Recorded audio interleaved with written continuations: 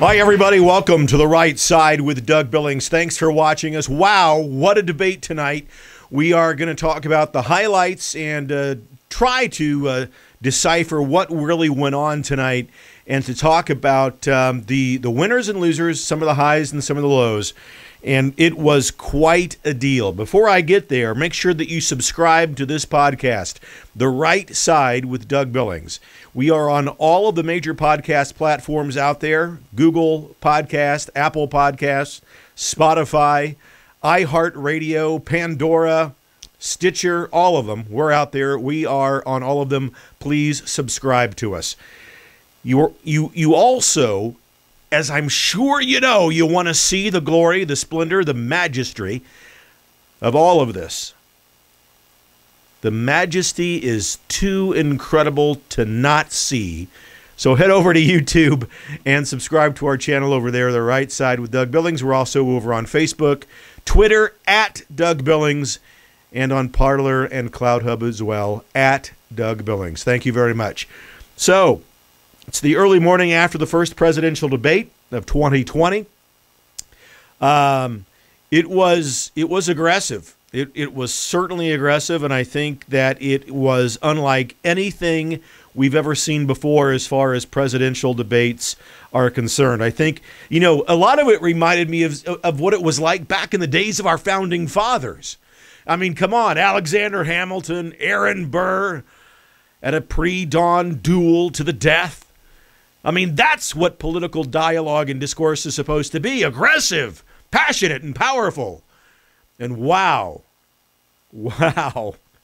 And liberal talking heads are exploding and having meltdowns because their guy wasn't the aggressor. He was eaten alive tonight, ladies and gentlemen. Joe Biden, eaten alive. Here are some of my takeaways from tonight. Joe Biden and the Democratic Socialist Communist Party want to shut the economy down again, and for much longer this time, ladies and gentlemen, and it has nothing to do with your health, and it has everything to do with making you dependent upon the government for your livelihood. The Democratic Party, the Democratic Socialist Communist Party, is famous for this. This is how they have enslaved blacks, Hispanics, every minority group in the country, even the white folks. All of us have been enslaved by the Democratic Party. They want to make us dependent upon the Democratic Party. Can you tell I'm riled up? Trump got me riled up tonight. It's about time we have a president that speaks with that kind of fire and passion. I mean, Biden wouldn't answer any questions. Most glaringly, the question was, Mr. Biden, would you pack the courts if you're elected president? He said, and this is, it's so unbelievable. Biden's answer was, well, I'm not going to answer that because my answer would then become the issue. And we all, our eyebrow goes up and we go, what?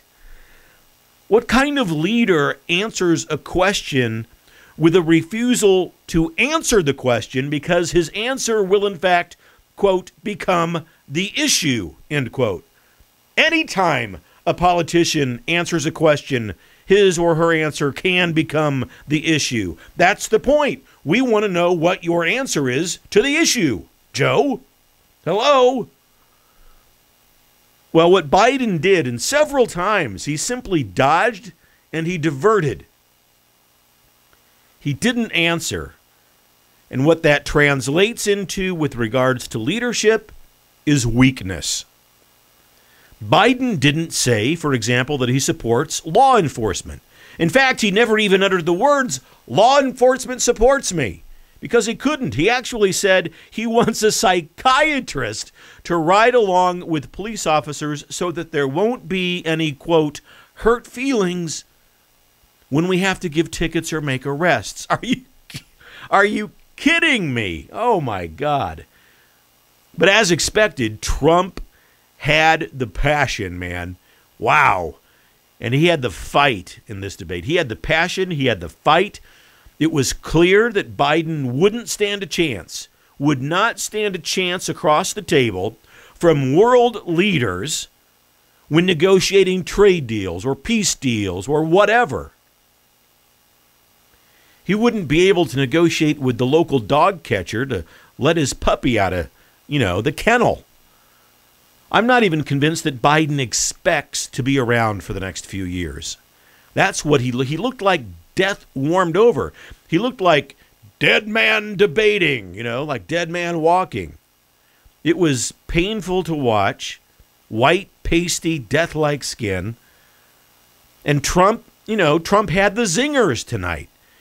One reminded me of, remember when he was debating Hillary Clinton? It was some response that she said, and he replied in return, because you would be in jail if I was president, right? He zinged Hillary with that one. Well, tonight he had one about Biden. Chris Wallace tees up the question. He says, Mr. Vice President, why don't you hold large rallies? They were talking about the age of COVID and so forth and social distancing. Why don't you hold large rallies, Mr. Vice President? And Trump interrupts and says, because no one would show up. I mean, it was perfect. Great timing, just right over the edge. Just lobbed that one over there. Just reminded me of the Hillary line.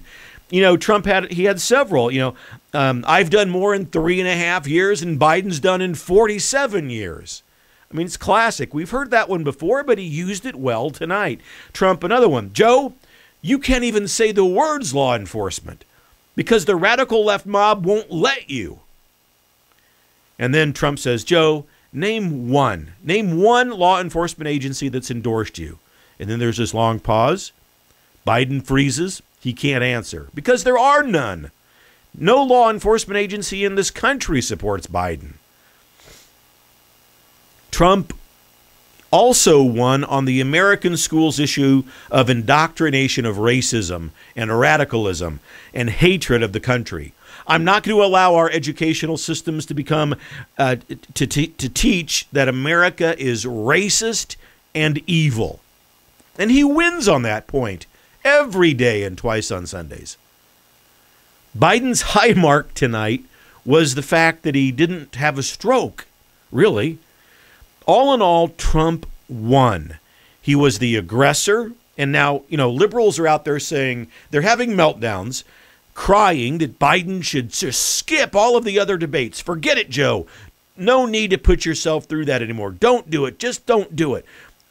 Well, the truth is, and that translates into the fact that they just don't want to see another bloodbath. I mean, it was carnage out there. Look, I'll tell you this about Trump. Trump and his game plan. Trump's game plan tonight was to dominate the debate. And he won on that strategy alone. His game plan was not to be polite, nor should it have been. The liberals on the TV tonight, CNN, MSNBC, and all the rest, well, Trump was so rude. This wasn't a debate. This was one person, I think it was, I'm going to forget his name. This was obstinately immoral of Trump. Anderson Cooper said that. Obstinately immoral. Whatever. When you're on the losing side and you see your guy getting beat up, I suppose that you want to try to say things that you think will insulate and help him. But even tonight, even the Hispanic television station Telemundo, they had their own little pool after the debate, and 66% of the Hispanic viewing population of that television channel said Trump won. Only 34% said Biden won. That's huge. And it shouldn't be ignored, but it will be by the mainstream media. Hispanics love him. Black Americans love him. Everybody loves him. And tonight, on full display, Trump's passion and his zest, his energy, and his domination. And, with regards to Chris Wallace, we can't talk about this without mentioning him just once. Chris Wallace had questions that weren't meant to get meaningful political responses from either Trump or Biden. They were issued in a way, they were stated in a way that would only get, not psychological, but emotional responses. They were leading questions, and they were locked and loaded, it seemed to me at least, to just want to spark emotion. It was as if, even though he pretended he didn't like it, it was as if Chris Wallace actually wanted to create the drama that we saw tonight. So, ladies and gentlemen, my final thoughts are this. I would rather have President Trump at the table with world leaders and be just as dominant with them as he was tonight. Biden demonstrated weakness. He had no skin color. I said it earlier. He was as white as death. People that support him will say, well, at least he was calm. At least he was well behaved. Really? He was continually flustered to the point that he didn't answer many of the questions. And when he gets flustered, he has these tells, right? He has these signals. He says things like, shut up, man, or you're a clown, or you're the worst president in our history, man. That's when Joe's flustered. And what we have to realize is that during tough international negotiations in a Joe Biden presidency, God forbid, when world leaders are aggressive, Joe Biden would freeze or just call them names, right? We can't risk having Biden as the negotiator for our republic. He can't negotiate trade deals, peace deals, or any other kind of significant issue. So congratulations, President Trump. Tonight, you were a winner, again, as you usually are. Passion, strength, domination, that's what the American people want. Law enforcement is on your side. The economy is on your side. COVID-19 and the lockdown, COVID wasn't your fault. And to your points, you shut us down to prevent the virus from spreading. We didn't know anything about it. We had to learn. Now we know. Now we know how to open up the economy, and we won't be enslaved by shutdowns. And to your point also, sir, many more people in this country have been brutalized and ruined financially, emotionally, and psychologically than this virus will ever touch. Let's get our kids back to school. Let's go back to work. Open up the country, and let's give President Trump 4 more years. Thanks again for watching. This is The Right Side with Doug Billings. That's our take on the first presidential debate of 2020. You all have a pack of blessings on your back, and don't forget it. Take inventory of that pack of blessings every day. And may God continue to bless the president, protect him and his family, and may God continue to bless you, ladies and gentlemen. And may God bless and protect the United States of America. Good night.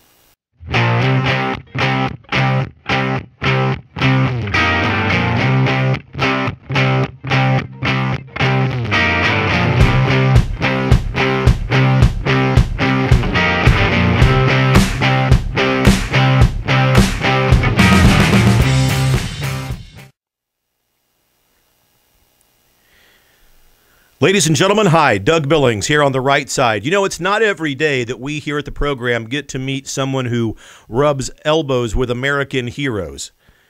But we've done just that, and he's become a friend of the program, and we're grateful for it. The Commander's Artist, otherwise known on Twitter as The Real Mad Dog 58. Make sure you look him up and give him a follow on Twitter at The Real Mad Dog 58. And more importantly, perhaps, look him up on the web, www.thecommandersartist.com. He's the personal artist of General Mike Flynn. Personal friend of the general's is a personal friend of mine, ladies and gentlemen, and I'm flattered that he's become a friend of The Right Side. You can check out his artwork just over my right shoulder. The Right Side logo that we use at the beginning and end of every program. There's one of me up there in my Revolutionary War garb, protecting the Republic from intellectual liberal immaturity. And one of Donald Trump up there as well. We love it. My chosen leader. TheCommandersArtist.com and The Real Mad Dog 58 on Twitter. Mad Dog, Commander's Artist, thank you, brother. Thank you for your friendship, for all you've done for the show. Cheers.